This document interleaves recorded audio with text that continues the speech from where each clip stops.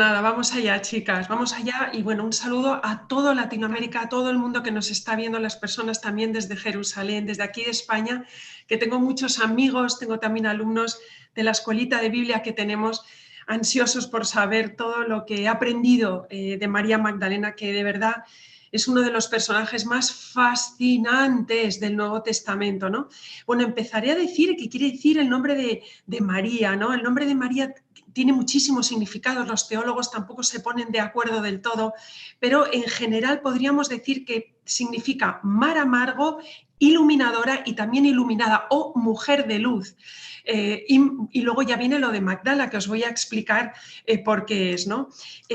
Hoy vais a descubrir nueva información. Realmente el tema de María Magdalena no se acaba nunca porque se siguen descubriendo muchos papiros por las cuevas del Qumran, los rollos del Mar Muerto, etc. Hay que tener, lo digo desde ya, muchísimo cuidado con estos papiros. Son las grandes universidades del mundo en las que los analizan con un cuidado extremo porque muchos son gnósticos, o sea, no son realmente entendibles desde el punto de vista canónico de nuestra Biblia católica, ¿no? No se pueden entender, por lo tanto, los historiadores, los papirólogos han decidido que hay que mirarlo, como digo, con pinzas, porque a lo mejor, o no a lo mejor, pero quizás sí han sido escritos por personas del siglo III, del siglo IV, gente que no conocieron a María Magdalena y que puede crear mucha confusión a la hora de entender el personaje, ¿no?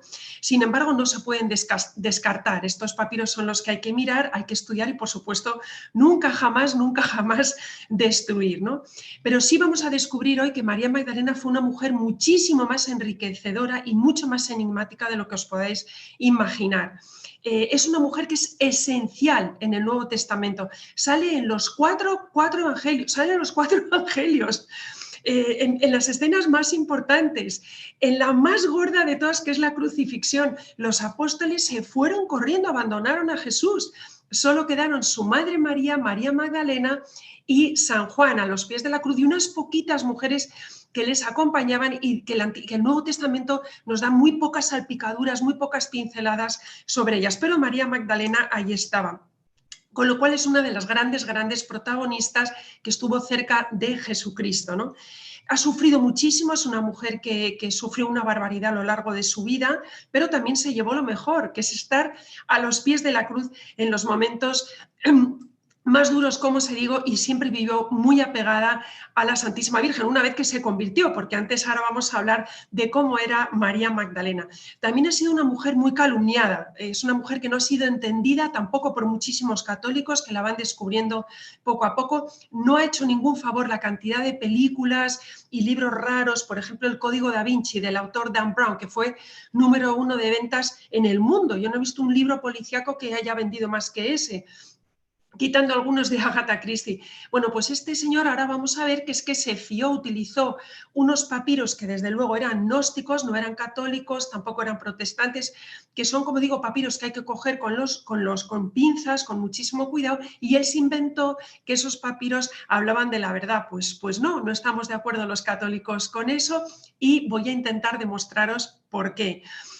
Lo que es muy importante de María Magdalena es que demostró ser mucho más valiente que muchísimos de los apóstoles, muchísimas personas que estaban más cerca incluso de Jesús que ella, ¿no? A ver, vamos a empezar desde el principio. María, se llamaba María, pero venía de un pueblo que se llamaba Magdala. No es que sea el apellido. Cuando dicen María Magdalena es como si a mí me dicen María Vallejo Nájera. No.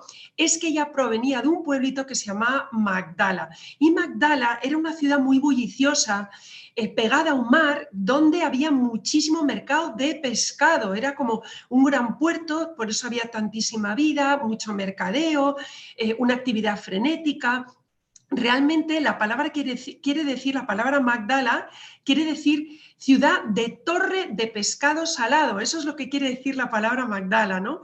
Y claro, pues refleja lo que se bullía, lo que se trabajaba en esa tierra, con lo cual era una ciudad llena de pescaderos, de comerciantes, de dinero, de intercambio, de compras, estaba amurallada, había muchísimos edificios públicos. El padre Juan Solana les habrá contado la cantidad de cosas que se están descubriendo ahora gracias a él y gracias a tantas personas generosas que están intentando ayudar para sacar todo lo que tiene las tierras de Magdala, ¿no?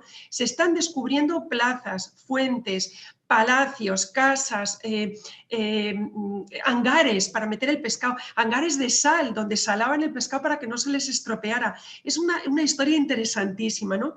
Es una ciudad que está a 8 horas a pie de Cafarnaún, en la parte este, muy cerca de Betsaida, a un día y medio de camino. Y también estaba ahí el palacio de Herodes, del rey Herodes, que era el que pasaba los veraneos ahí. Es como cuando ahora nosotros vamos a la playa y ahora, por ejemplo, estoy en un lugar de playa, pues igual Herodes se marchaba para allá con su mujer Herodías y la hija de esta, que era Salomé.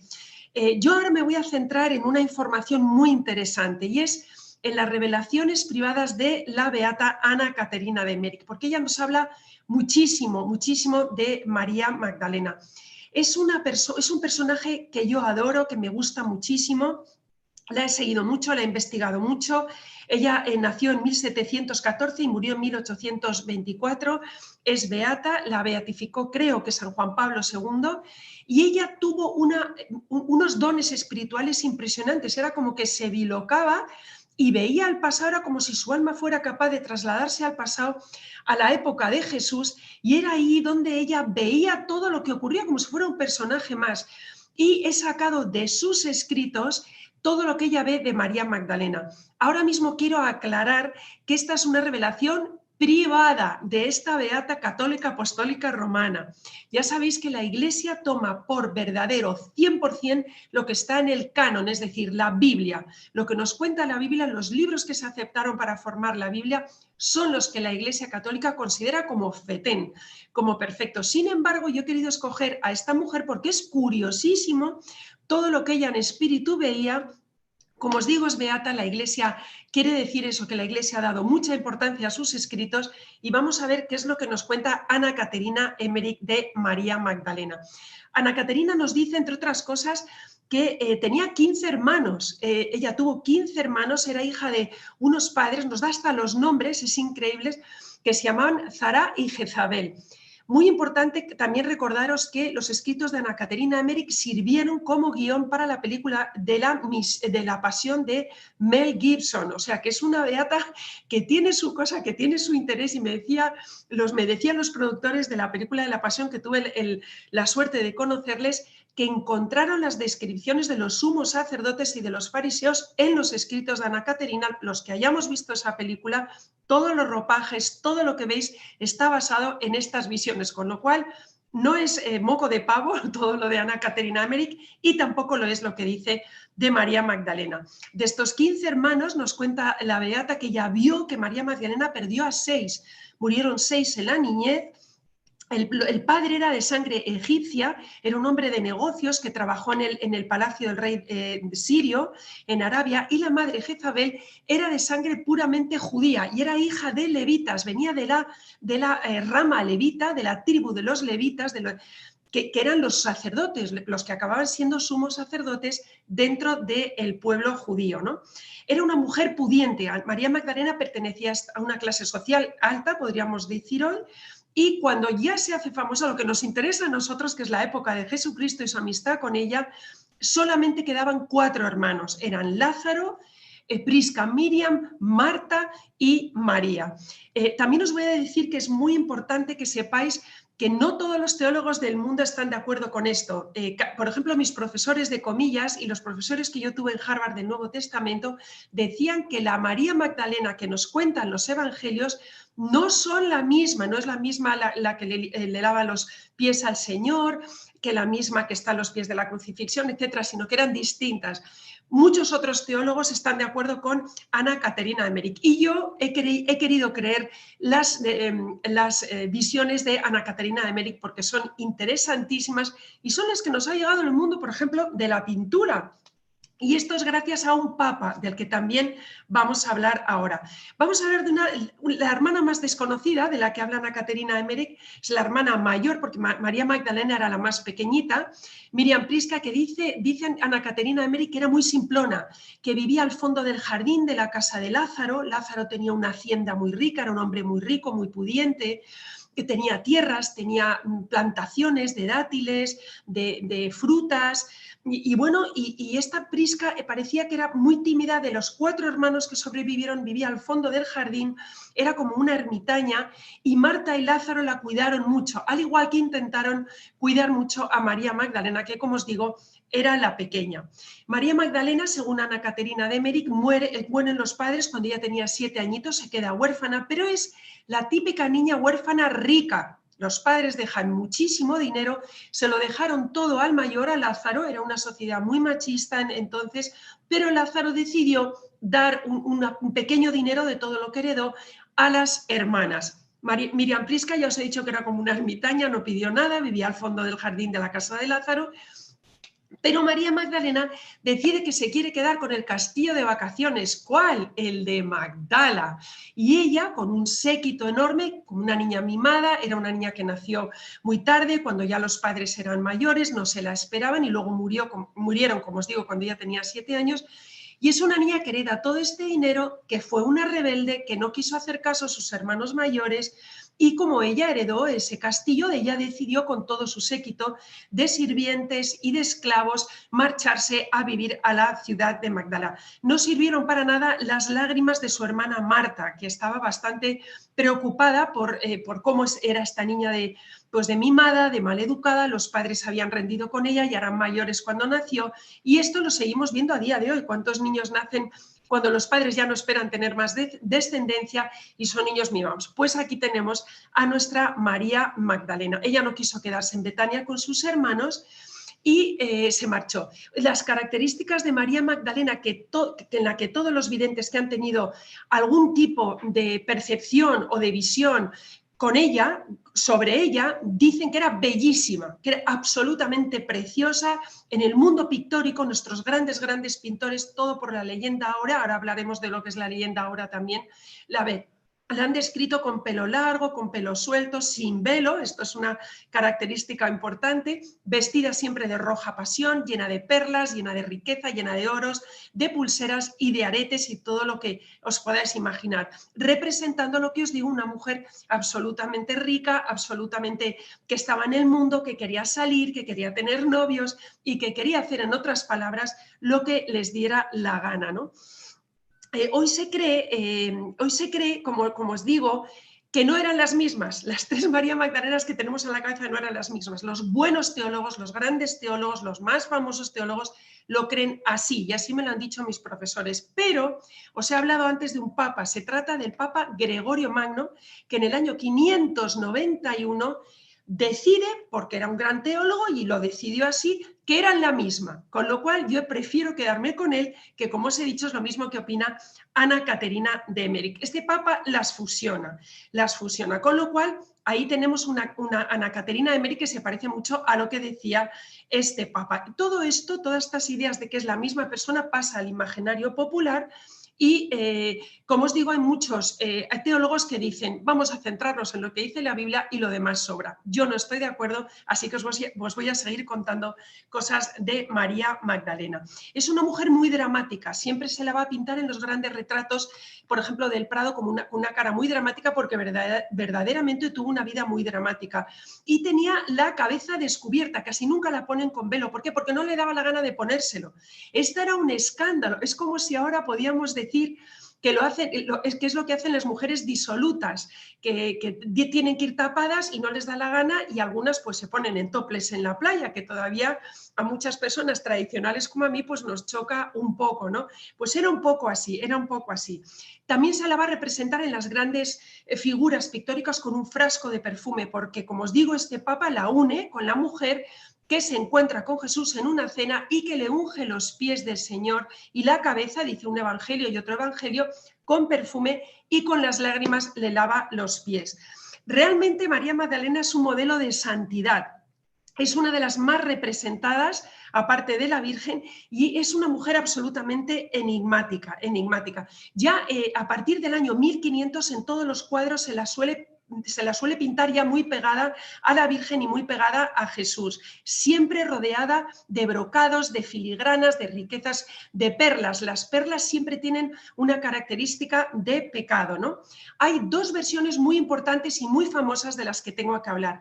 Una es la greco-oriental, que es más desconocida, que dice que ella se retira, cuando ya se le crucifica al Señor, se retira y se va con la Virgen a vivir a Éfeso, donde muere y donde después llevan sus reliquias a Constantinopla. Esta es la versión greco-oriental, ¿vale? Y luego tenemos la occidental, que es la nuestra, ¿no?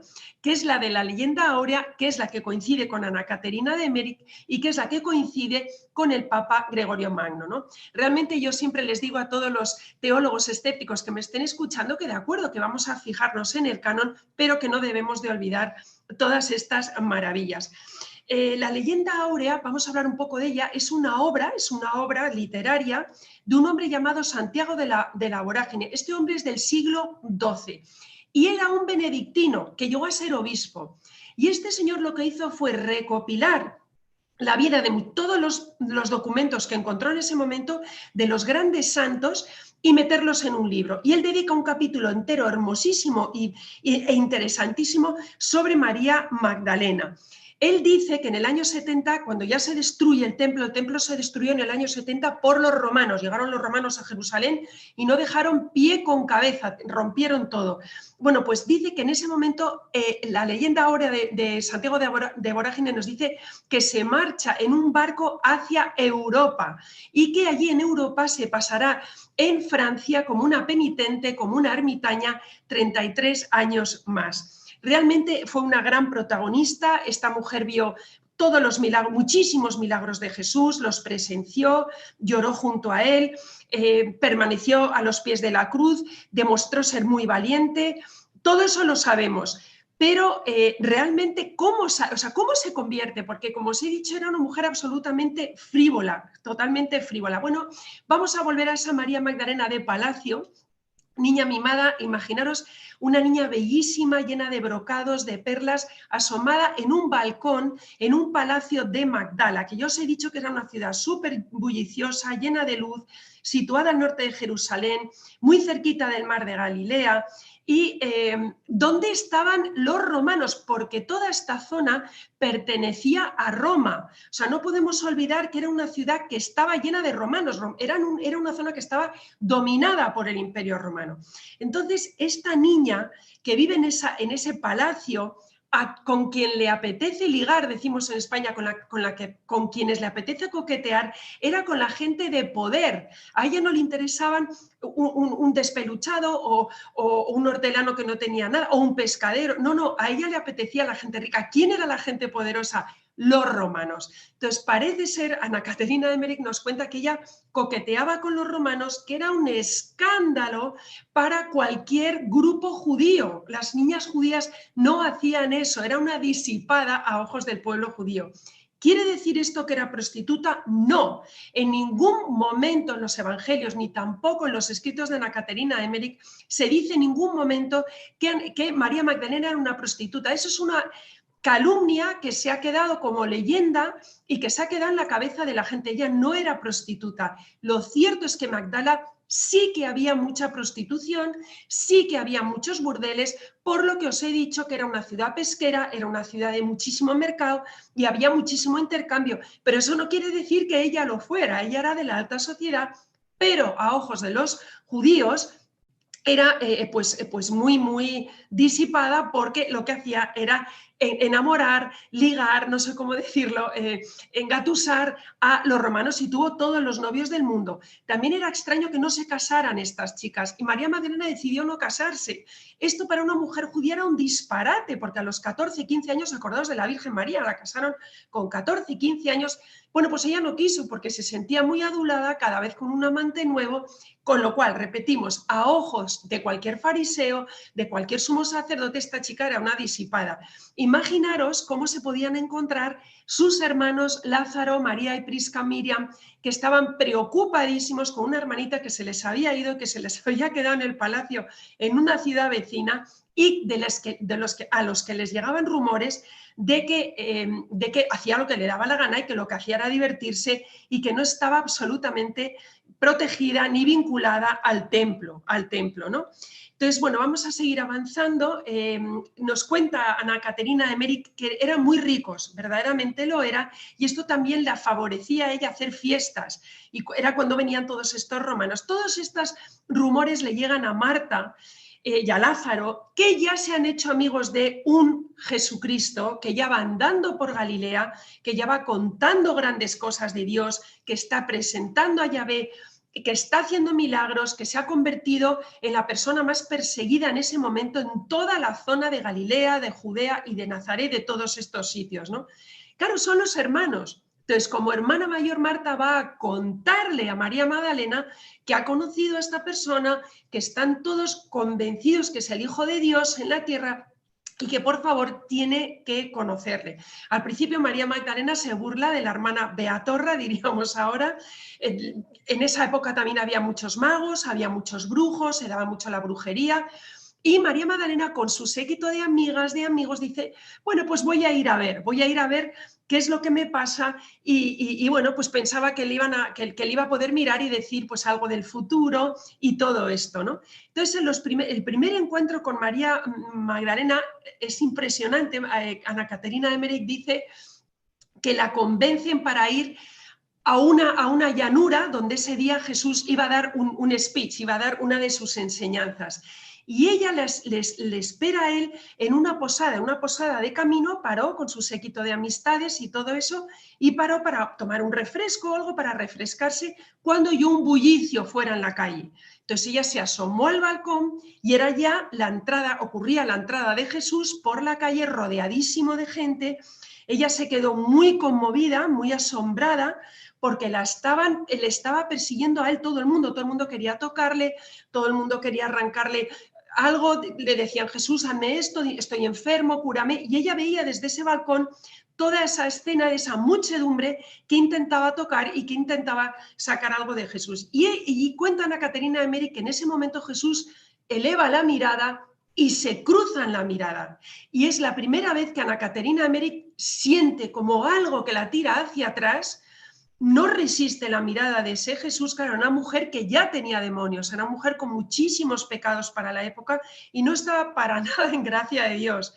Entonces esta mujer dice que María Magdalena siente como que algo la tira para atrás, que la empuja para atrás y que se tiene que ocultar debajo de una mesa en un rincón de la posada. No aguantó la mirada de Jesús. Claramente el demonio o los demonios que tenían dentro pues no la aguantaban. Entonces, ¿qué ocurre? Jesús sigue, Lázaro sube a la posada porque ve que la hermana no baja, que no se encuentra, y cuando la encuentra ahí agazapada, le dice, ¿pero qué haces?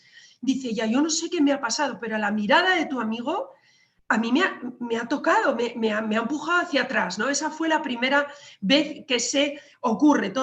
Verdaderamente lo de María Magdalena es increíble. Ella en ese momento, cuentan a Caterina de Emmerich, que tenía un novio romano, que además no la trataba muy bien. Ella se había enganchado a este hombre, los romanos eran muy brutos, o sea, no hace falta que yo os lo diga. Trataban a las mujeres regular, sobre todo cuando no eran de la estirpe romana. Y bueno, y este hombre, pues cuando ella vuelve a su casa de Magdala y dice, oye, el primer contacto que he tenido con Jesucristo me ha dejado como anonadada, al otro no le gustó. Pero ahí se queda enganchada. Ella que sigue pecando, sigue haciendo cosas pues muy extrañas, pero se le queda en la cabeza ese recuerdo de este hombre del que le habla a su hermana, que ni siquiera ha podido acercarse a escucharle, porque realmente se había quedado como muy tocada, ¿no? Entonces, contacta con su hermana Marta, dice que le quiere volver a ver y esta vez sí que va preparada María. María Magdalena se prepara con un equipo de amigas, de esclavas, lleva al amante, al novio, a otra parte, a otro monte donde le vuelven a decir que este Jesús va a volver a hablar y va a volver a enseñar cosas al pueblo, que el pueblo dice que son palabras de Dios, o sea, que es la palabra de Dios viva, que está todo el mundo conmovido. Y ahí sí que ella tiene es muy, muy bonito y muy interesante lo que dice Emmerich, porque dice que ella se sienta en una colinita bastante alejada, había una masa de gente tremenda, y en el momento que Jesucristo empieza a hablar y a dirigirse a la gente, ella es cuando tiene una verdadera manifestación diabólica, se revuelca, todos los demonios no aguantan la palabra de Jesucristo y ahí entra la vergüenza social, porque es una mujer de la alta sociedad rodeada de su pandilla, digamos, que ven que ha perdido el control y que está pateando por el suelo, tragando tierra, gritando, con una verdadera manifestación. Cuando yo hablo con esto, con un montón de teólogos, casi todos me han dicho que era una esquizofrenia, que probablemente se estaba refiriendo, el evangelista se refiere a esquizofrenia. Yo no lo creo así, yo personalmente creo que era una posesión diabólica, es que lo dice muy claro la Biblia. Otra cosa son las interpretaciones de nuestros grandes teólogos, ¿no? El camino de la sanación de María Magdalena fue dificilísimo, dificilísimo, porque ella en ese momento, cuando sale del trance, se da cuenta que todo el mundo la está mirando. Ella se echa a llorar, se da cuenta que está embarrada, que algo la pasa, que cada vez que ve a este Jesucristo pierde totalmente el control, los nervios, y llorando amargamente se abraza a su hermana Marta, le dice: yo quiero seguirle, yo tengo que... ¿Dónde vais? Y le dice Marta: bueno, nos vamos a casa de un señor que nos ha invitado. Ahí tenemos otra escena de la Biblia, que es cuando el maestro está siendo invitado por gente que le acoge en sus casas, que le ayuda. El monte parece ser, dice Ana Caterina Ameri, que lo estoy viendo aquí en una pequeña nota, que era el monte llamado como Gábara. Es que esta beata tiene hasta los nombres de los lugares en los que se encuentra, ¿no? Ahí la acompañan, ella en ese momento tiene muchísima vergüenza, la tristeza que siente es inmensa, porque ella no entiende qué es lo que tiene este Señor Jesús que la atormenta, y consigue meterse en casa de la persona a la que les han invitado, que ha invitado a Jesús, y es como cuando se tira sobre él, le tira un frasco de perfume sobre la cabeza. Claro, ella llevaba perfumes porque era una mujer, pues como si yo llevo un pequeño perfume en el bolso, pues ella lleva un frasco y no se le ocurre otra cosa que tirarlo sobre la cabeza del Señor. Claro, todos los comensales dijeron que se lleven a esta señora, que está loca, que hace aquí interrumpiéndonos, esta señora no se puede meter en mitad de una comida y hacer esto, ¿no? En la época de María Magdalena y de Jesús, en el mundo antiguo se pensaba que los endemoniados, cuando tenían demonios dentro, era porque se lo habían ganado a pulso, porque lo habían heredado por padres, o sea, tenían una confusión muy grande con estas cosas y eran totalmente apestados, eran como los que tenían la lepra. Fijaros qué bonito, porque Jesús se acercaba a todos los endemoniados y lo que hacía con un par de palabras era liberarlos. Entonces ella entiende que algo tiene y que probablemente lo que tiene son demonios, ¿no? Repito, cualquier doctor ahora diría que es esquizofrenia, yo no estoy de acuerdo. La sociedad era durísima, la situación se le fue totalmente a ella de las manos, regresa a Magdala, pero fijaros qué interesante lo que cuenta Emmerich. Cuando ella regresa a Magdala, ella está liberada, ha habido mucha liberación con las palabras que ha oído en el monte Gábara de Jesús. Pero ¿qué es lo que pasa? Y nos pasa a todos que cuando uno sale de un momento de muchísima santidad en la que el Espíritu Santo pues, te ha liberado de algo, por ejemplo, después de una confesión, nosotros ahora, ¿no? Bueno, pues pasas unos días bien, arrepentida, intentando hacer las cosas bien, pero volvemos a pecar. Ella realmente sale de ese ambiente de Jesús, de ese ambiente de sus hermanos, y se vuelve a su palacio con el amante. El novio romano, que no está nada contento de todo lo que ha visto, entre otras cosas, de cómo se ha puesto a patear su novia delante de todo el mundo. Al ser romano, ellos también creían en espíritus malos. Los romanos tenían un montón de dioses rarísimos que habían heredado de los griegos, que si el dios Luna, que si lo esto, que si lo otro, mucha influencia también de Egipto. Entonces él decía: esta tiene algo malo, y la empieza a maltratar.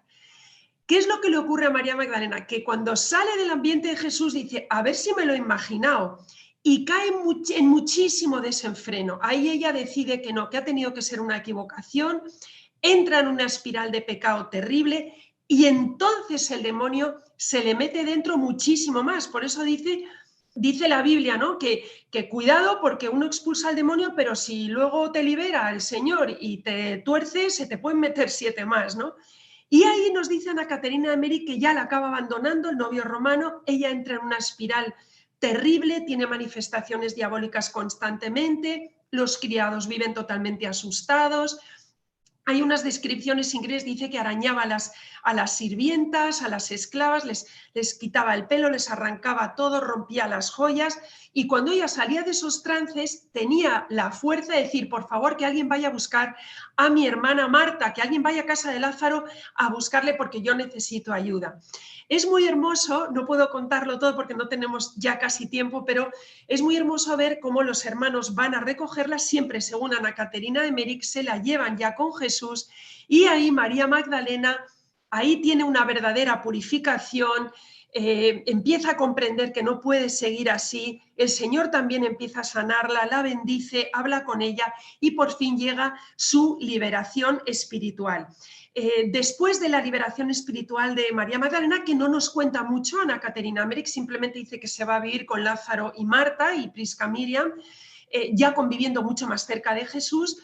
Ella ya se siente libre y decide que quiere dejarlo todo atrás. Castillo, joyas, novios romanos, romances, perlas, ya todo le da igual. Ya ha comprendido que la verdad y la vida es este tal Jesús. Quiere vivir a sus pies, con lo cual se agarra a sus hermanos y se queda a vivir con ellos, donde ella poco a poco es totalmente liberada. Ella le amó, le acompañó, le fue fiel, fue aprendiz, fue una gran apóstol. Yo la veo a María Magdalena como la típica amiga de Jesús, no amante, no se equivoquen con Dan Brown, que se ha echado un lío en la cabeza, que ni se casó con ella ni nada. Jesús tenía muchísimos, bueno, tenía en sus manos la redención del mundo y no se casó con María Magdalena, simplemente María Magdalena era un apóstol más dentro del grupo de esos seguidores y empieza a conocer a Pedro, a Juan, a Santiago, a todos los apóstoles, al grupito que seguían a este Jesús que la tiene totalmente conmovida y al que amó muchísimo, ¿no? Ella dice Ana Caterina Meric, que María Magdalena empieza a entender perfectamente las palabras de Jesús, que no todo el mundo lo entendía. Acordaros cuando leemos el Nuevo Testamento que dicen los apóstoles, no te entendemos, Señor. Bueno, pues dice Ana Caterina que ella ve que le entiende, que es que parece que su alma estaba tan abierta a Jesús que le entiende divinamente, ¿no? Y que se encendía como el fuego cada vez que Jesús hablaba. Discutía con Pedro, discutía con los apóstoles. Fijaros que el Señor, cuando muere en la cruz, luego cuando resucita, a la primera persona a la que se le aparece es a María Magdalena, no es a Pedro ni a Juan. Es a una mujer y a una amiga que había ido al sepulcro a ponerle los ungüentos que se ponían a los fallecidos. Se encuentra que no está el cuerpo, que hay un ángel que le dice que el Señor no está, y cuando ella va a contárselo a los apóstoles la llaman loca, no la creyeron.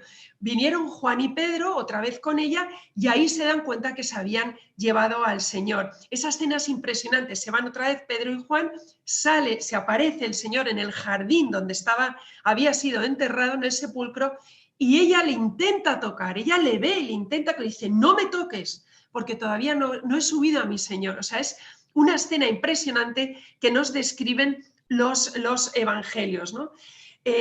La verdad es que me tengo que adelantar un montón porque es que no me da tiempo a contaros tantísima información, pero realmente es impresionante que Jesús la escogiera a ella, ¿no? Fue el momento más importante, yo creo, de María Magdalena, porque este momento del encuentro de Jesús y ella en el huerto donde se había enterrado a Jesús es el momento que cambia toda la historia de la humanidad, porque desde ese mismo instante el cristianismo comienza a ser de ser un movimiento a ser toda una religión. Es el momento clave. El Señor ha resucitado y ella lo está viendo. Es increíble, ¿no? Entonces, bueno, pues es realmente el apóstol de los apóstoles. Esto no lo digo yo, esto ha salido el otro día en la misa, que era su día, el día de María Magdalena. Lo dijo el padre, que lo leyó justo antes, en el prefacio, creo que se llama, antes de leer el Evangelio, ¿no?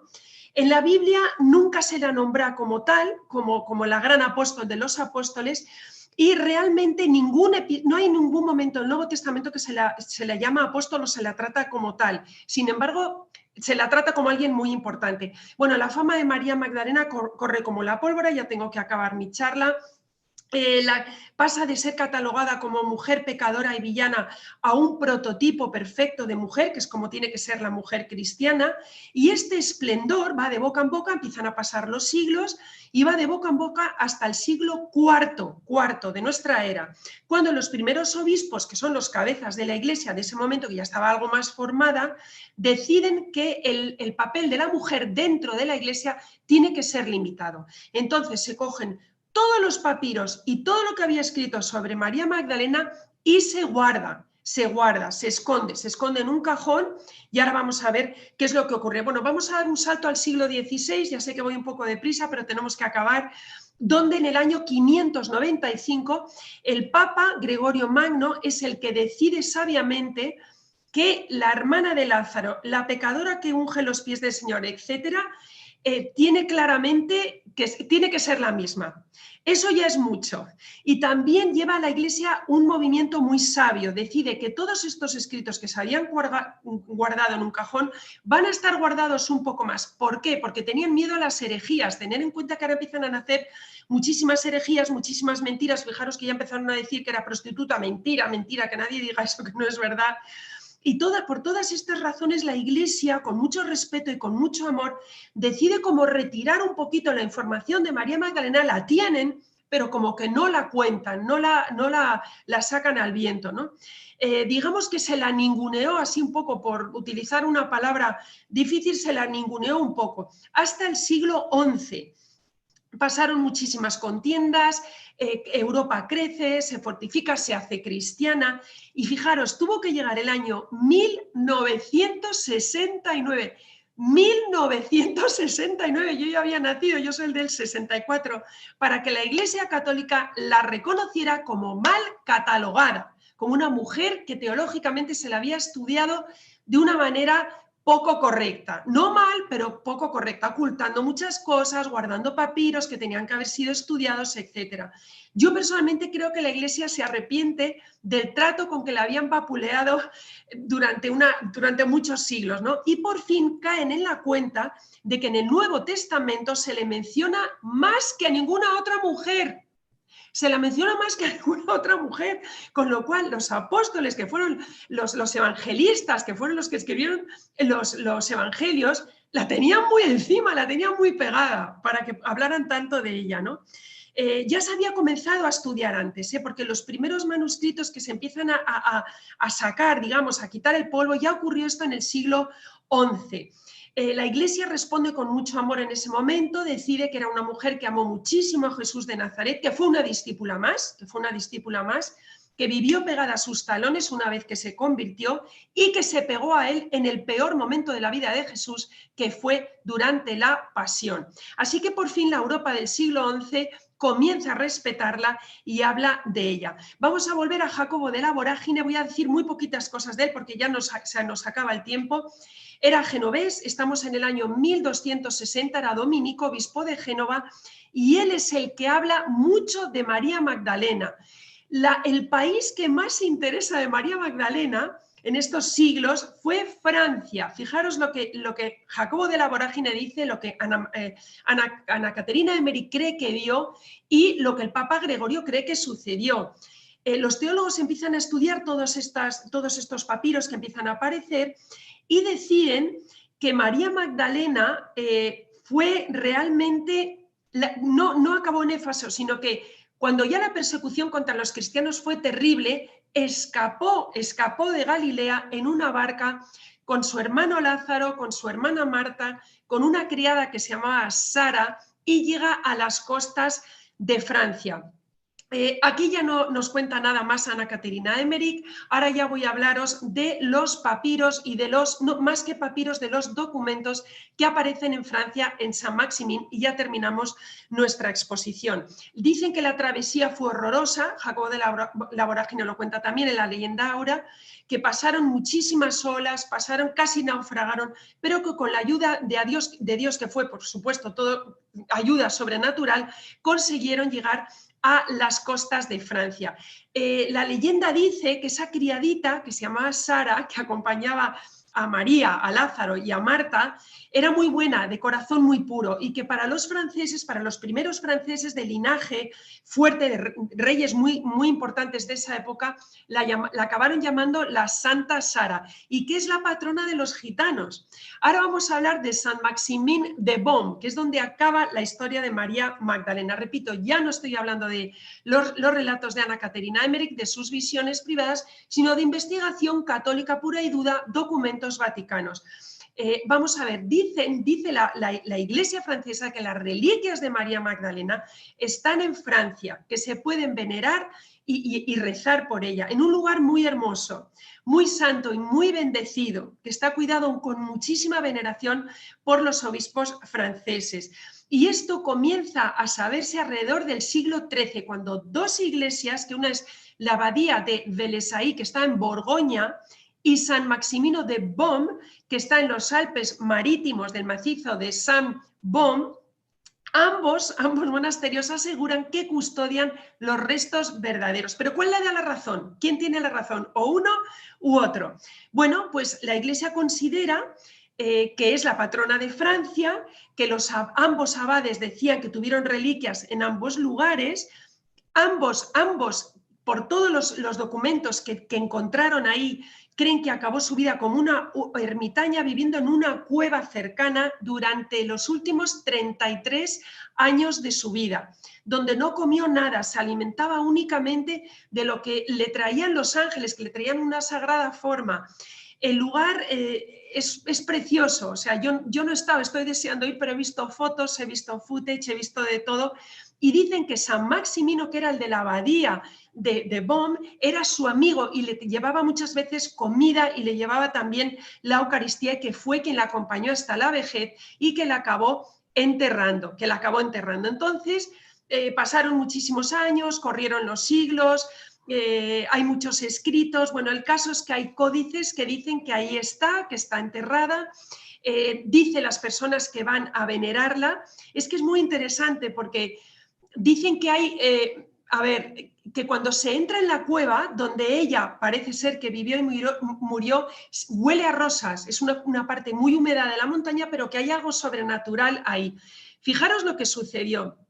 Dicen los que descubrieron la tumba, digamos, o los restos, dicen que se encontraron con una tumba en el fondo de la cueva recubierta de cera. Entonces, cuando la abrieron, se encontraron con los restos de María Magdalena y una tablilla de encima que decía: aquí yace María Magdalena. Dicen que no les dio ningún asco, al revés, que notaron como una presencia sobrenatural, que lloraron, que estaban atónitos y que no pusieron en duda que el aroma que venía de los propios restos. Qué gran misterio, ¿no? Dice que totalmente extasiados cogieron con mucho cuidado la mandíbula, los huesos, lo que pudieron, y por orden del Papa Bonifacio VIII, esos restos se depositaron de forma oficial y perenne en Francia. Y bueno, que ahí está, los que vayáis para allí, para el monte, pues contarme qué habéis sentido. Yo estoy deseando ir, a ver si pasa el COVID y me puedo escapar, pero parece ser que ha pasado por muchísimos siglos, incluso por la Revolución Francesa, que encontró la calavera, la retiró de la iglesia en la que estaba, pero nuevamente después de la Revolución Francesa se la donaron al obispo y el obispo la colocó en un relicario de oro, que es donde curiosamente hoy se la puede venerar. Ya como último pequeño dato muy curioso, tiene una peluca por lo visto pelirroja. Debieron de encontrar en el cráneo un poco de pelo pelirrojo, que es, como os he dicho, que se le representa en todos los cuadros, todos los grandes cuadros del Prado, y de todas las pinacotecas del mundo se la pone o rubia o pelirroja, ¿no? Se encuentra custodiada simbólicamente por 4 esculturas de 4 ángeles de oro que parece ser que se añadieron en el año 1860. Y luego otra famosa reliquia, que ya acabo mi exposición con esto, para dejar hablar a las chicas, que las pobres deben de quererme hacer alguna pregunta, se encuentra en el monte Athos, en Grecia. Dios mío, otro monte que yo estoy deseando ir. Es un monte de monjes ortodoxos, donde hay muchísimos monasterios ortodoxos, donde hay muchísima santidad, no está permitido que entren las mujeres. Y en uno de estos monasterios se tiene una mano de María Magdalena, que está incorrupta. El monasterio se llama el monasterio de Simón Petra. Y se cree que esa mano es la mano que portó la mirra con la que ella quiso ungir al Señor en el Santo Sepulcro, ¿no? De ello se cree que es milagrosa e incorruptible, ¿no? Y también se cuenta que es una mano de la que exhala un aroma muy bueno, y la han utilizado los monjes, fijaros qué interesante, para paliar las tormentas. Dicen que cada vez que sacan, que bendicen el paisaje, las nubes, lo que sea, los terremotos, todo con la mano de María Magdalena, inmediatamente todo se para, ¿no? Bueno, muchas de las reliquias de María Magdalena, de San Saximín, se han perdido durante las guerras, pero la Iglesia Católica aún guarda el cráneo, que lo tiene guardado en el relicario de oro y de cristal, y es el que se saca en procesión el día de Santa María Magdalena por las calles de San Maximín. Por eso tenemos que ir todos a San Maximín a verlo. Dentro del cráneo, fijaros qué interesante, hay un pequeño fieltro pegado a la frente, como una pequeña hendidura. Y supuestamente esa hendidura se le quedó a ella en el cráneo, en el hueso, cuando Jesús le dijo, no me toques. Cuando ella le tocó en el huerto donde le habían enterrado, le dijo, no me toques porque aún no he regresado al Padre, ¿no? Y que se le quedó a María Magdalena con ese dedo de Jesús, cuando dijo, no me toques, una pequeña hendidura. Bueno, todo esto es cuestión de fe, es cuestión de amor a la Iglesia Católica Apostólica Romana, y por supuesto, y acabo esta pequeña conferencia diciendo que entendiendo y creyendo siempre solo al 100% lo que dice el canon, los evangelios. Todo lo que os he contado es información aparte, tanto de Ana Caterina de Emmerich, sus increíbles revelaciones privadas aceptadas por ser beata, como toda la documentación que tiene el Vaticano sobre este caso impresionante. Y aquí finalizo mi charla, espero que les haya gustado mucho, espero que algún día se organice una peregrinación después del COVID a San Maximín, porque la primera que se va a subir al autobús voy a ser yo. Que Dios les bendiga y gracias por haberme escuchado.